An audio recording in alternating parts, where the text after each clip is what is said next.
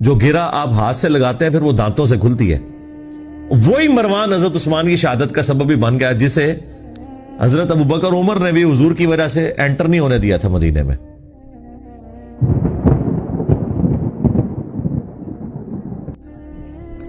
اب آپ دیکھیں کتنا بڑا ظلم ہے. جو لوگ بھی اس ٹاپک کے اوپر بولتے ہیں نا, چونکہ انہوں نے بنو امیہ کا دفاع کرنا ہوتا ہے, تو آپ دیکھیں گے یہ جتنے بنو امیہ کی چاکری کرنے والے لوگ ہیں, خواہ وہ مکاری سے کر رہے ہوں جس طرح علماء دیوبند ہیں, علماء وہابیہ ہیں اہل حدیث, یا علماء بریلویہ, چاہے اپنے بھول پان میں کر رہے ہوں جس طرح کے ڈاکٹر اسرار صاحب,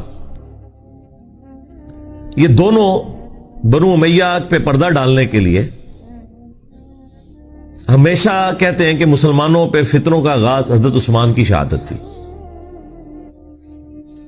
تاکہ وہ کربلا کا رخ کسی اور طرف موڑ دیں.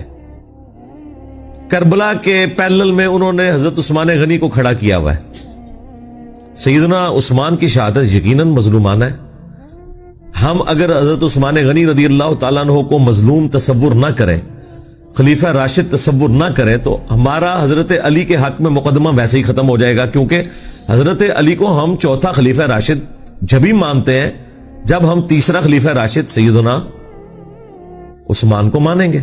لہذا ہمیں تو کوئی کلیریفیکیشن دینے کی ضرورت ہی نہیں ہے, ہم تو چاروں خلفاء کو مانتے ہیں, اور ہم رسول اللہ کی اس حدیث کو بالکل اس پہ غیبی ایمان رکھتے ہیں جو آپ نے فرمایا تھا ابو داؤد اور ترمذی میں کہ میرے بعد جو کوئی بھی زندہ رہا وہ بہت اختلاف دیکھے گا. اس اختلاف کے دور کے اندر علیکم بسنتی وسنت الخلفاء الراشدین المہدیین, تم میری سنت اور میرے خلفاء راشدین کی سنت کو مضبوطی سے پکڑ لینا اپنی داڑھوں سے, اور دین میں نئی نئی بدعتوں سے بچنا. یہ بدعتیں گمراہیاں ہیں اور یہ گمراہیاں جہنم میں لے جانے والی ہیں. اب نبی الاسلام نے خلفاء راشدین کے جو مخالفین ہیں یا ان کے دور کے اندر جو ان کی مخالفت پہ کھڑے ہونے والے لوگ ہیں, بشرطے کہ وہ خلفاء ان کے اس اختلاف کو صحیح نہ مان لیں. اگر وہ خود مان لیں کہ یار یہ ہماری جو مخالفت کر رہا ہے یہ بندہ ٹھیک بات کر رہا ہے, وہ تو الگ بات. لیکن جہاں پہ خلفاء کی جنگیں آ جائیں یا مخالفت اس لیول پہ آ جائے, وہ پھر معاملہ الگ ہے. تو نبی علیہ السلام فرمایا کہ تم نے میری اور میرے خلفاء راشدین کی سنت کو لازم پکڑنا ہے. اس لیے دیکھیں کہ ہم حضرت ابوبکر صدیق رضی اللہ تعالیٰ عنہ کے مقابلے پر منکرین زکوٰۃ کو, مرتدین کو نہیں درست سمجھتے. سیدنا عمر کے مقابلے پر رومنز اور پرشینز کو نہیں درست سمجھتے. سیدنا عثمان کے مقابلے پر بلوائیوں کو, جن میں سے اکثر صحابہ ہی تھے, ان کی اس ایکٹیویٹی کو جو انہوں نے حضرت عثمان کو شہید کر دیا. اب بیچ میں ظاہر ہے کہ وہ اسپیسیفکلی بندہ کون ہے وہ تو بے نظیر کے قاتلوں کا بھی نہیں پتا چلا, جبکہ اتنے کیمرے موجود ہیں. تو اس وقت تو کوئی کیمرے بھی نہیں تھے, نہ علم غیب اس زمانے میں ہوتا تھا, یہ تو بعد میں دریافت ہوا ہے نا. تو لیکن ان کی وہ ایکٹیویٹی کہ حضرت عثمان کی شہادت تک پہنچی, اس میں ہم حضرت عثمان کے مخالفین کو اس ایکٹیویٹی میں غلطی پر مانتے ہیں, اور ان کی طرح مکاری نہیں کرتے کہ اجتہادی غلطی کہتے ہیں. صراحتاً غلطی ہے, فساد ہے, فتنہ ہے. لیکن حضرت عثمان اتنے اپ رائٹ تھے کہ بخاری میں 695 نمبر حدیث ہے, جب ساتھیوں نے پوچھا کہ نماز ہمیں فتنوں کا امام پڑھا رہا ہے اور ہمارے امام آپ ہیں, آپ محصور ہو چکے ہیں اپنے گھر میں, اب ہم نماز اس مسجد میں جا کے پڑھیں یا گھر میں ہی پڑھ لیں. تو سیدنا عثمان نے کہا کہ نماز ہی تو مسلمانوں میں ایک اجتماعی نیکی کا کام ہے, نیکی کے کاموں میں ساتھ دو, برائی میں ان سے الگ رہو. اگر وہ یہودی ہوتے تو حضرت عثمان کیسے کہہ سکتے تھے کہ ان یہودیوں کے پیچھے جا کے نماز پڑھو؟ آج کوئی مسلمان فتویٰ دے گا کہ یہودیوں کے پیچھے نماز ہو جاتی ہے؟ وہ پتا تھا کہ وہ صلح حدیبیہ کے صحابہ ہیں, ان میں اختلاف رائے بھی درست تھا, مخالفت درست نہیں تھی, اس کا جو ایکسٹریم رزلٹ نکلا وہ درست نہیں تھا. بہرحال وہ سارے کا سارا معاملہ تلپٹ ہو گیا. اس کے بعد جب سیدنا علی کا دور آتا ہے تو پھر وہی رول چلے گا نا, علیکم بسنتی وسنت الخلفاء الراشدین المہدیین. تو وہاں پہ بھی ہمارا یہی عقیدہ ہے کہ حضرت علی کے مخالفین جو اولو العزم اصحاب میں سے تھے. سیدہ عائشہ سلام اللہ علیہا، سیدنا زبیر، سیدنا طلحہ رضی اللہ عنہم اجمعین وعلیہم السلام اجمعین. یعنی یہ واقعی ٹکر کے لوگ ہیں، یہ حضرت علی کے ٹکر کے لوگ ہیں اپنے مرتبے اور اسلام کی کنٹریبیوشن کے پوائنٹ آف ویو سے. اس بڑے لیول پہ نہ ہو لیکن ایٹ لیسٹ یعنی سابقون الاولون میں آنے والے لوگ ہیں، تو ان کا احترام اپنی جگہ ہے. نہج البلاغہ میں بھی حضرت علی کی وہ نصیحتیں موجود ہیں جو حضرت عثمان کو کی ہیں انہوں نے. وہ کمال کی نصیحتیں ہیں، وہ پڑھنے والی ہیں. اس میں حضرت علی نے جو جملے بولے، کیا عثمان تیرا سٹیٹس پہلے دو خلفاء والا نہیں ہے، کیونکہ تجھے رسول اللہ کے ساتھ دامادگی کا شرف بھی حاصل ہے. سیدنا عثمان کا داماد رسول ہونا نہج البلاغہ میں شیعہ کی کتاب میں ثابت ہے، اسی نصیحت کے اندر جو ان کا خطبہ کہہ لیں یا مکتوب کہہ لیں. تو حضرت علی حضرت عثمان کو سمجھاتے ہوئے یہ کہہ رہے ہیں کہ پہلے دو خلفاء سے زیادہ تمہاری ذمہ داری ہے، کیونکہ تم رسول اللہ کے داماد بھی ہو. داماد تو بیٹوں کی جگہ ہوتا ہے. تو یہ جو تمہاری شکایتیں تمہارے گورنروں کی آتی ہیں تمہارے پاس، ان کے طرف توجہ دے کے ان ایشوز کو ریزالو کرو. وہ کرتے بھی تھے. بخاری مسلم دونوں میں آیا کہ وہ ایک بھائی تھا ان کا، عقبہ ابن ابی معیط کا بیٹا ولید بن عقبہ، اس نے شراب پی کے فجر کی 4 فرض پڑھا دیے. بخاری میں بھی ہے، مسلم میں بھی ہے. حضرت عثمان والے چیپٹر میں ہے بخاری کے اندر، اور مسلم میں شراب کی حرمت والے چیپٹر میں، اور مسلم میں پورا وہ واقعہ تفصیل کے ساتھ ہے. جب وہ سلام پھیر کے فارغ ہوا تو لوگوں نے کہا کہ یہ تو نماز تو نے ٹھیک نہیں پڑھائی ہے. تو اس نے کہا اگر کم پڑھا دی ہے تو میں اور پڑھا دینا. حالانکہ پہلے ہی انہیں 2 فالتو پڑھائی ہیں سب. پھر لوگوں کو شک پڑا تو جناب وہ تو دور تھا بڑا مبارک، ادھر کوئی سوچ سکتا ہے؟ نمازی جناب جو تھے وہ آگے آ کے اس کے پاس بیٹھ کے اس کا منہ سونگنا شروع کر دیا. ادھر کوئی گورنر کے قریبی کو لگ سکتا ہے؟ لیکن ظاہر ہے کہ اس وقت گورنر کو ایک سمجھا جاتا تھا کہ وہ سرونٹ ہے عوام کا. یہ تو آج حکمرانی کا کانسیپٹ ہے نا. ادھر تو خلیفۃ المسلمین بھی اکاؤنٹیبل ہوتا تھا عوام کو، تو گورنر تو شاہی کوئی نہیں. تو جب وہ سونگا تو شراب کی بدبو آ رہی تھی، لوگوں نے پتا چل گیا جناب کہ یہ تو شراب پی ہے. انہوں نے جناب اسے پکڑ کے گورنر کو اتار کے ابو موسیٰ اشعری کو گورنر لگا دیا اور کہا کہ واپس جا مدینہ. حضرت عثمان کو خط بھجوا دیا کہ یہ اپنا تحفہ واپس قبول کریں جو آپ نے ہم پہ مسلط کیا تھا. تو اور یہاں سے مینجمنٹ کمزور ہوگی کہ خلیفہ وقت کے ہوتے ہوئے عوام ڈیسیژن کر رہی ہے کہ وہ خلیفہ سے پوچھے بغیر اس کا گورنر ہٹا رہی ہے، خود ہی عدالت لگا کے، اور اس کی جگہ ایک نیا گورنر لگا رہی ہے. یعنی یہ اسلام کی تاریخ میں یہ سٹارٹ تھا حضرت عثمان کی خلافت کی کمزوری کا، جو ان کے دور خلافت میں آئی کہ لوگوں نے قانون ہاتھ میں لینا شروع کر دیا. خیر جب وہاں پہنچا تو حضرت عثمان نے کہا کہ میں لوگوں کی چیما گوئیاں سن رہا ہوں کہ یہ اب اپنے بھائی کو سزا نہیں دے گا، تو میں تو اسے نہیں چھوڑوں گا. دربار لگایا گیا. حضرت علی چیف جسٹس تھے. حضرت علی کو حضرت عثمان نے کہا لگائیں اس کو کوڑے جتنے بنتے ہیں اس کے. تو حضرت علی نے حسن ابن علی سے کہا کہ بیٹا اٹھو 40 کوڑے لگاؤ اسے. تو حضرت حسن نے کہا کہ جو ان کی میٹھی کھاتا ہے وہی کڑوی چکھے، یعنی حضرت عثمان کی طرف اشارہ کیا کہ عثمان اس کا بینیفیشری ہے اس حوالے سے کہ انہوں نے اپنے ریلیٹیوز کو گورنری کے عہدے پہ لگایا ہوا ہے. باقی ظاہر ہے ان سے کوئی کھاتے پیتے تو نہیں تھے، لیکن ظاہر ہے ایک رشتہ داری تو وہ نبھا رہے تھے. تو اب کڑوی بھی یہی چکھے، کیونکہ اس زمانے میں قبائلی تعصب بہت زیادہ تھا. بنو امیہ بنو ہاشم کی لڑائیاں تو رسول اللہ کی بعثت سے پہلے سے تھیں، ان کا آپس کا جیلسی فیکٹر. تو اس کی طرف ان کا اشارہ تھا کہ میں یہ کام نہیں کروں گا. تو حضرت علی نے اس کا کوئی برا نہیں مانا. حضرت حسن وہاں سے چلے گئے، باپ کی بات نہیں مانی. آپ اندازہ کریں، اور یعنی اس سے آپ اندازہ کریں کہ اس زمانے میں کتنا ان گورنروں کے بارے میں نفرت پائی جاتی تھی. مسلم شریف کے الفاظ ہیں، پھر حضرت علی نے اپنے دوسرے بیٹے عبداللہ ابن جعفر، جو بھتیجا بھی لگتا تھا اور بیٹا بھی، بیٹا اس لیے کہ اس کی والدہ کے ساتھ حضرت جعفر کی وفات کے بعد حضرت ابو بکر نے شادی کی تھی، اس سے محمد بن ابی بکر پیدا ہوئے تھے اور وہ بھی حضرت علی کے زیر کفالت تھے. یہ دو بیٹے تھے بڑے لاڈلے، محمد بن ابی بکر اور عبداللہ بن جعفر، جو والدہ کی طرف سے تھے. اور عبداللہ بن جعفر کو تو اپنی بیٹی زینب بھی دے دی حضرت علی نے، وہ داماد بھی بنے بعد میں. تو کہا عبداللہ اٹھ اور لگا کوڑے. جب 40 ہوئے تو انہوں نے کہا بس 40 ٹھیک ہیں، رسول اللہ 40 لگواتے تھے، حضرت ابو بکر بھی 40، حضرت عمر نے 80 کر دیے تھے کیونکہ اس زمانے میں لوگ زیادہ شراب پینا شروع ہو گئے تھے. ظاہر ہے جب آپ کی وظیفے لگ جائیں، دنیا کے مال کی ریل پیل ہو جائے. بخاری مسلم میں موجود ہے کہ حضرت عمر کے زمانے میں شراب پینا زیادہ ہو گئی تھی ایز کمپیئر ٹو حضرت ابو بکر کے دور کے. مال آ گیا تھا، کام کرنے کو کوئی نہیں، تو پھر یہی کچھ ہی ہوگا نا. تو حضرت عمر نے اس کی سزا تعزیراً حضرت علی کے مشورے سے بڑھا کے 80 کوڑے کر دی.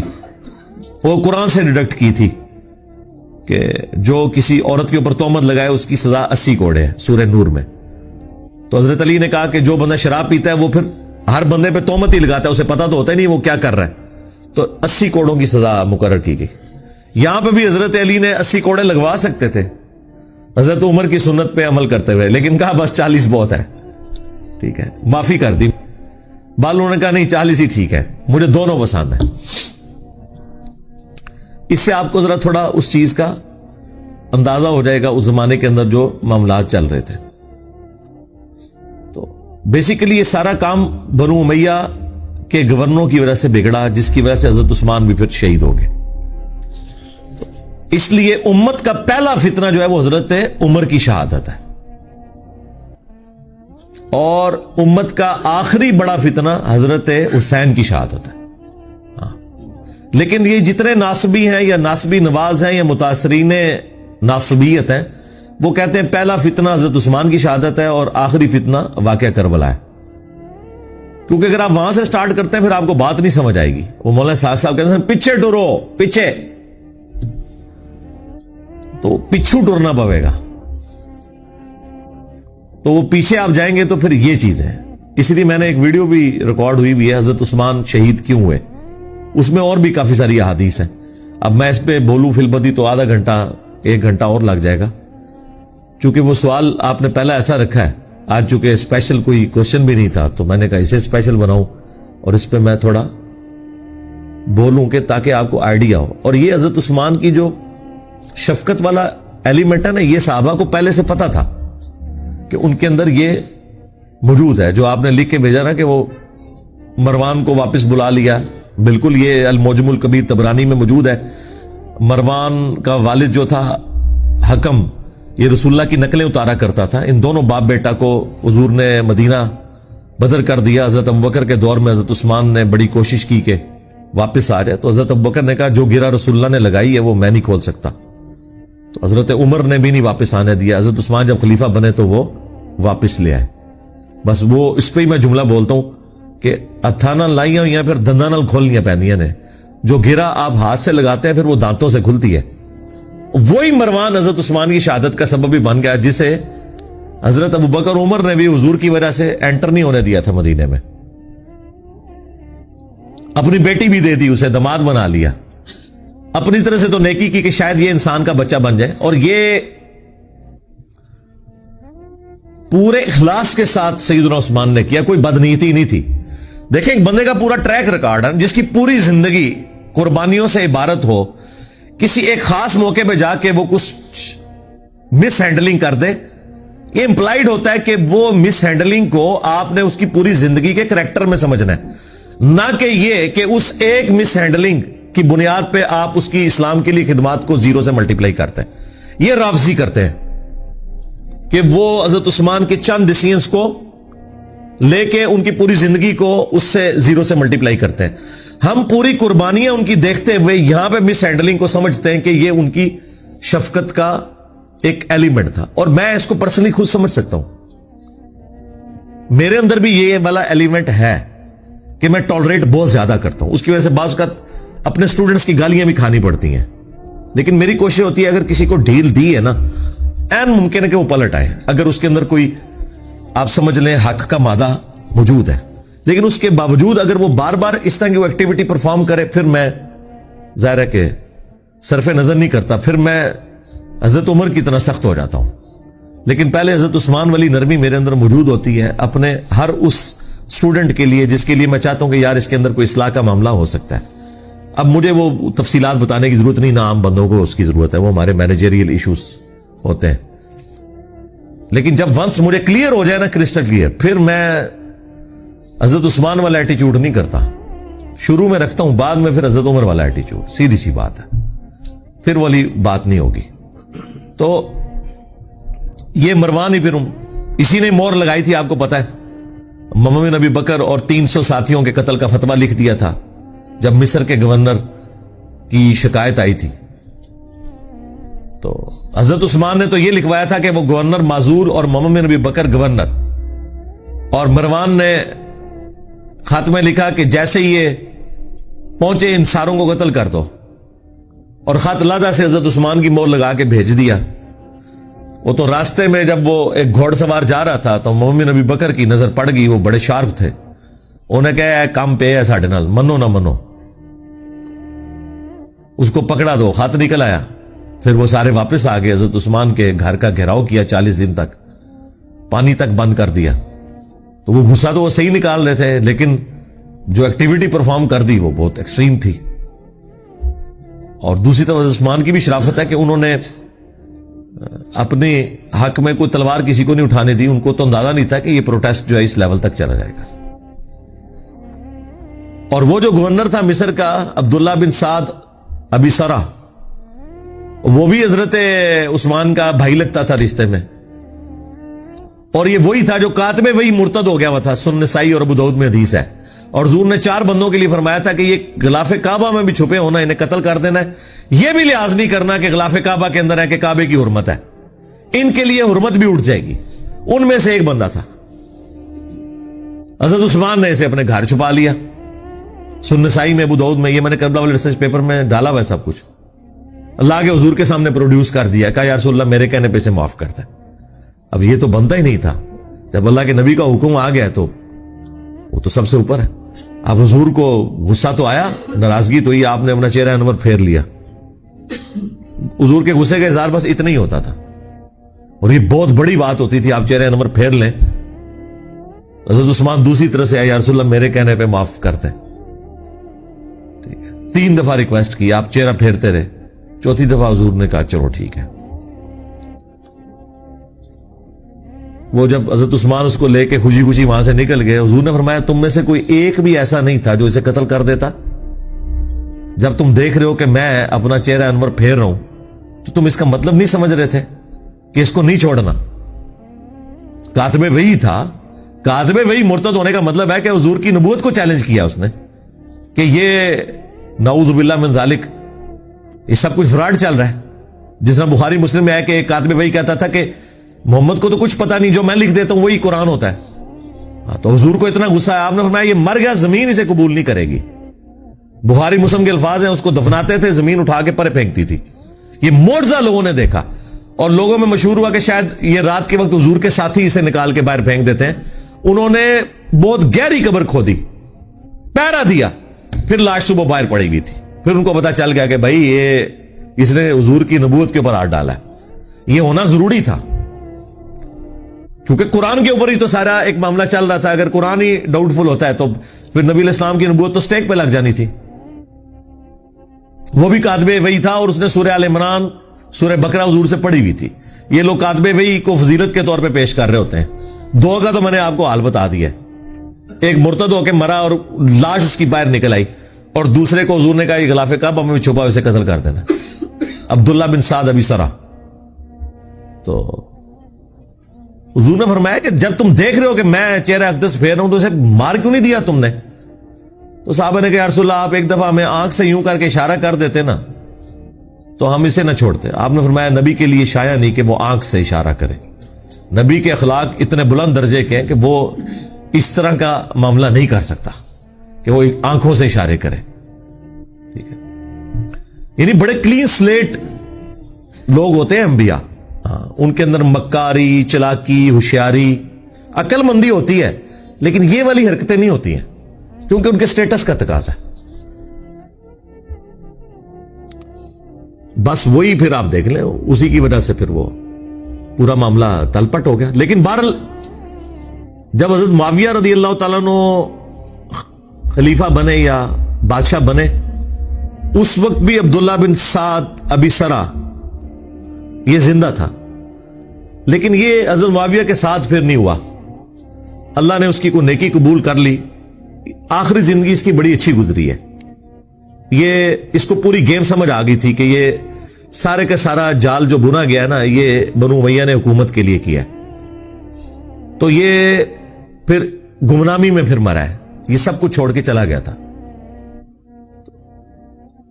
باقی ہم تو رضی اللہ تعالیٰ عنہ ہی کہتے ہیں, ظاہر نبی الاسلام کی رسپیکٹ کی وجہ سے.